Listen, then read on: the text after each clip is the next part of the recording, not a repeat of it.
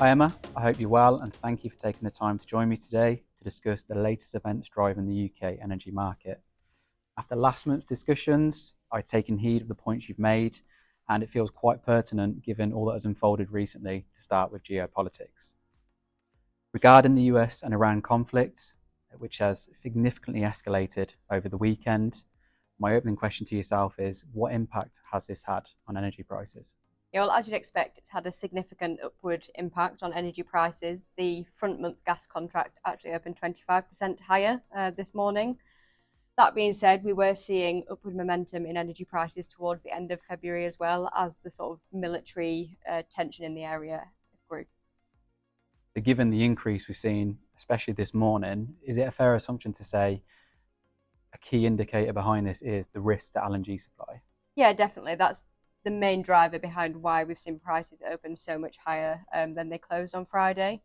The main risk at the moment is to LNG supply out of the Middle East. So about 18% of the world's LNG supply comes from Qatar, and about 1% from the UAE. And all of that is shipped through the Strait of Hormuz, which is the shipping route that borders Iran. So any conflict in that region is a pertinent risk to LNG supply. So in regards to LNG, my understanding is most of ours in the United Kingdom comes from the United States. So if that is the case, and potentially we may see the US increase their own LNG supply, would this have a negative impact on our prices, and if so, why? Yeah, so like you say, Europe as a whole get a lot of their LNG, about 50% from the US. A lot of the LNG that comes out of Qatar and the Middle East is shipped to the Asian market. But if Qatar are unable to export LNG, then the Asian market will be looking for alternate sources for their LNG. So, in turn, increasing competition for LNG from other sources like the US, increasing competition for the European market, and as a result, will likely have an upward impact on prices. Emma, as good as you are, I know you don't have a crystal ball, but I think the burning question on everyone's mind is, can we expect to see further price volatility when it comes to our energy prices? Yeah, so as you say, anytime that geopolitics is a key driver in markets, then significant volatility is to be expected because we can't predict the future. It could be short lived. For example, in last June, when Israel launched their attack on Iranian nuclear facilities, that war lasted 12 days and prices fell as quickly as they rose. But equally, it could last much longer this time, and we just don't know. So, given we don't know how long this may last, in the short term, could you foresee the US as a countermeasure increasing their own LNG supply?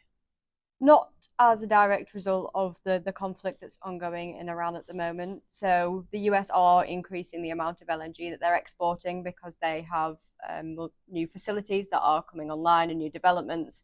But that is increasing regardless, essentially, of what's going on in Iran at the moment. They're exporting at the capacity that they can, so they don't necessarily have the facility to just increase what they're exporting as a result of what's going on. Now, it's quite a heavy start. So let's move on to a topic that's less stormy and then maybe some sunshine on the horizon. That, of course, is the weather. So, Emma, have there been any positive indicators last month in regards to weather?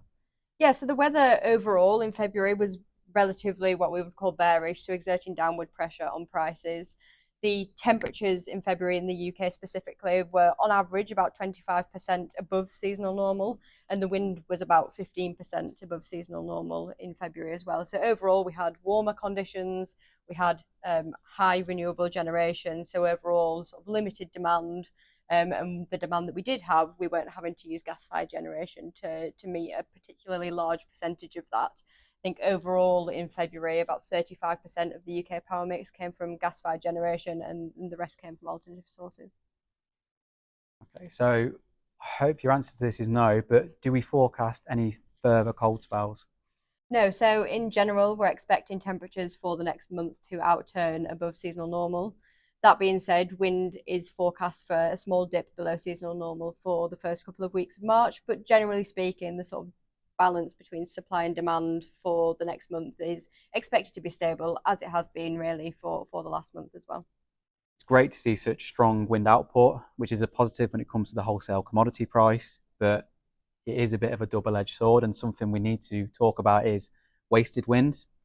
Due to the curtailment element with Bajouos and our inability to store as much as we are producing, it is having a negative impact when it comes to customers' non-commodity costs.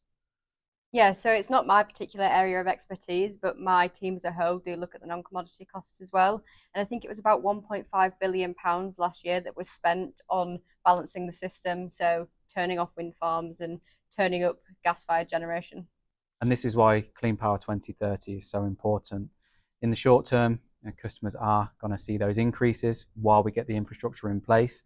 However, the long term, it'll enable us to be more independent and not so heavily reliant on other sources for power and gas. So a new topic and something that came to light last month was around carbon. And we've noticed a steep decline in the EU carbon price compared to recent levels. So my question is, why is this the case?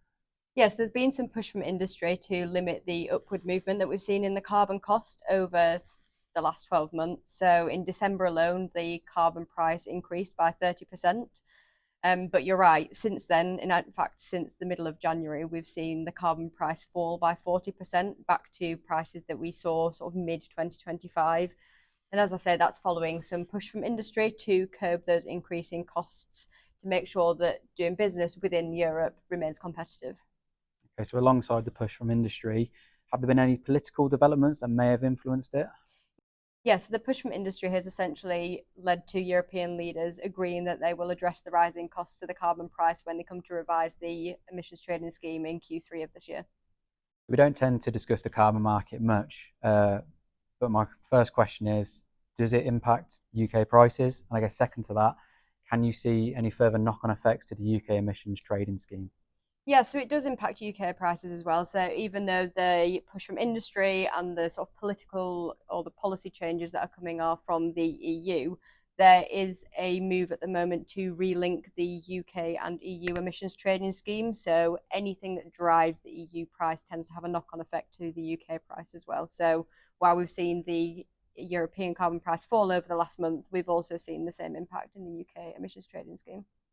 Interesting. And I guess the key takeaway here is it's another indicator that business consumers should be focusing on. So as referenced, it's not something we tend to talk about much, but if I was a business consumer, why is it important to me and what impact could it have on my energy prices? Yeah, so gas-fired power stations essentially have to pay per tonne of CO2 that they produce. So a lower carbon price essentially means lower operating costs for those gas-fired power stations and therefore a lower power price. Okay, so one thing I did want to touch upon was our recent winter outlook report. And my question is there anything that stands out that we accurately forecasted and has come to fruition? Yeah, so one thing that was referenced in the Winter Outlook paper was the potential for there to be less competition for LNG over the winter months. And that is something that we saw, particularly because of the increase in LNG that was being exported out of the US. Europe as a continent were able to import quite a lot of that. And despite quite cold temperatures across the Asian region, China and Japan were finding alternate sources for their gas. So while it was cold, they weren't necessarily importing huge amounts of LNG to meet that rising heating demand. And as a result, Europe as a continent were able to import plenty over the winter months. Okay, so before we move on to March's outlook, there is a famous saying when it comes to any form of market where history doesn't repeat itself, but it does often rhyme. So on that note, are there any trends you've identified that maybe customers should be keeping an eye out for? Yeah, so it's not necessarily a trend, but it's worth noting that markets are still in backwardation. And what that essentially means is that your further dated contracts are priced lower than your closer dated contracts, so your front two seasons. Yeah, and on the subject of backwardation, it is essentially a golden opportunity. I'm thinking, showing my age here, but way back to 2017 when we were experiencing backwardation, it's a fantastic opportunity for customers to take advantage of prices that are lower further out to give them the opportunity of offsetting costs that are higher nearer term. So definitely something I'll be calling out to my customer base. So finally, looking forward to the month of March. The golden question is, as always, Emma, what are the key drivers that businesses should be keeping an eye on? Yeah, so I think with everything that's happened the weekend just gone, with the US and Israel launching their attack against Iran and the retaliation from Iran, it's going to be really important to keep up to date on developments with that conflict. As we've mentioned, it's unpredictable. We do not know how long it's going to last for. So just being aware of developments is going to be really important. So Emma, firstly, thank you for taking the time to share insight today around what is driving UK energy prices. The information you've shared, as always, is going to prove invaluable when it comes to conversations within my sales team.